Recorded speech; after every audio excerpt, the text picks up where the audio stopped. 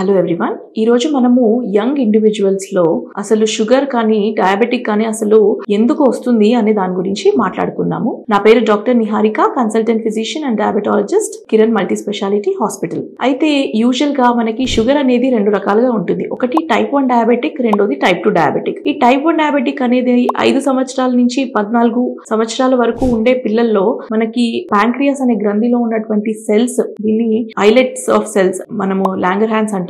ఈ సెల్స్ మనకి genetical abnormality వల్ల వీళ్ళు పుట్టుకతోనే ఈ కణాలు లేకుండా పుట్టడం జరుగుతుంది. దీని వల్ల వాళ్ళకి బయట నుంచి ఇన్సులిన్ ఇవ్వాల్సిన అవసరం ఉంటుంది. అదే ఇప్పుడు చూస్తున్నటువంటి యంగ్ జనరేషన్ లో అంటే 25 సంవత్సరాల నుంచి కూడా మనము షుగర్ అనేది చూస్తాము. ఇది మెయిన్లీ వాళ్ళ ఫుడ్ హ్యాబిట్స్ వల్ల, స్పెషలీ ఈ హై క్యాలరీస్ ఉన్న డైట్, తర్వాత sugary drinks, refined carbohydrates, processed food ఎక్కువగా తీసుకోవడం వల్ల, ఫైబర్ ఉన్నటువంటి ఫుడ్ తక్కువగా కన్జ్యూమ్ చేయడం వల్ల, సెడెంటరీ లైఫ్ స్టైల్, ఎక్కువ కూడా డెస్క్ జాబ్స్ ఉండడం వల్ల, మూవ్మెంట్ అనేది బాడీలో లేకపోవడం వల్ల, ఎక్కువ స్ట్రెస్ ఎక్కువైపోవడం వల్ల, టైం కి నిద్ర లేకపోవడం వల్ల, స్లీప్ డిప్రైవేషన్ వల్ల, స్ట్రెస్ లో ఉన్నప్పుడు ఈ కార్టిసాల్ అనేటటువంటి హార్మోన్ ఎక్కువ రిలీజ్ అవ్వడం, గ్రెలిన్ ఎక్కువ రిలీజ్ అయ్యి ఎపటైట్ పెరగడం వల్ల, ప్రాపర్ గా టైం కి కన్జ్యూమ్ చేయకపోవడం వల్ల కూడా మనకి ఈ షుగర్ అనేది చాలా ఎక్కువగా చూస్తున్నాము. సో ఈ షుగర్ అనేది మనము అవాయిడ్ చేయాలి అంటే కనుక మంచి ఆహారం తీసుకోవాల్సిన అవసరం ఉంటుంది.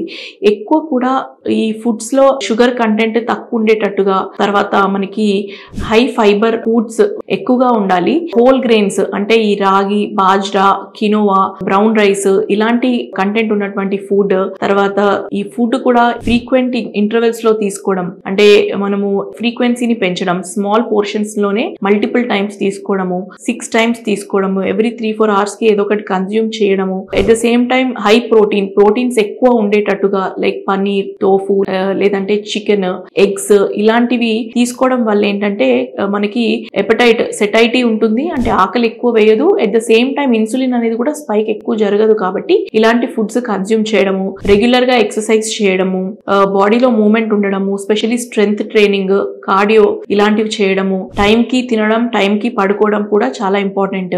ఎట్ ద సేమ్ టైం మనకి ఏదైనా జెనెటిక్ అబ్నార్మాలిటీ, స్పెషల్లీ మదర్ కి ఫాదర్ కి ఉంటే కనుక 70% ఛాన్స్ ఉంటుంది పిల్లలకి రావడానికి. జెనెటికల్ అబ్నార్మాలిటీ ఉండొచ్చు. ఎన్వైరన్మెంటల్ ఫ్యాక్టర్స్, స్పెషల్లీ ఈ పొల్యూషన్ వల్ల కానివ్వండి, పెస్టిసైడ్స్ కానివ్వండి, అదర్ ఎన్వైరన్మెంటల్ ఫ్యాక్టర్స్ వల్ల కూడా మనము ఈ యంగ్ ఇండివిజువల్స్ లో షుగర్ అనేది చూస్తున్నాము. Thank you.